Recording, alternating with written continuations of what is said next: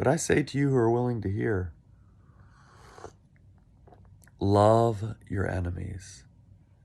Do good to those who hate you. Bless those who curse you. Pray for those who mistreat you. If someone slaps you on the cheek, offer the other one as well. If someone takes your coat, don't withhold your shirt either.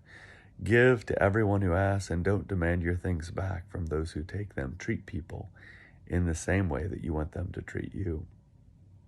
If you love those who love you, why should you be commended? Even sinners love those who love them. If you do good to those who do good to you, why should you be commended? Even sinners do that. If you lend to those from whom you expect repayment, why should you be commended? Even sinners lend to sinners, expecting to be repaid in full. Instead, love your enemies, do good, and lend, expecting nothing in return. If you do, you will have a great reward. You'll be acting the way children of the Most High act. For he is kind to ungrateful and wicked people. Be compassionate, just as your Father is compassionate. Don't judge, and you won't be judged. Don't condemn, and you won't be condemned. Forgive, and you will be forgiven. Give, and it will be given to you. A good portion, packed down, firmly shaken, and overflowing, will fall into your lap. The portion you give will determine the portion you receive in return. Jesus also told them a riddle.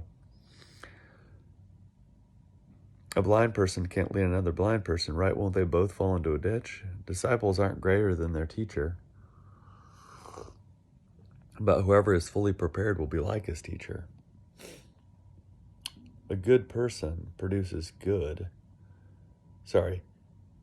Why do you see the splinter in your brother's or sister's eye, but don't notice the log in your own eye?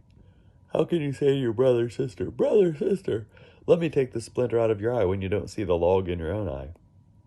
You deceive yourselves. First take the log out of your eye, and then you'll see clearly to take the splinter out of your brother's or sister's eye. A good tree doesn't produce bad fruit, nor does a bad tree produce good fruit. Each tree is known by its fruit.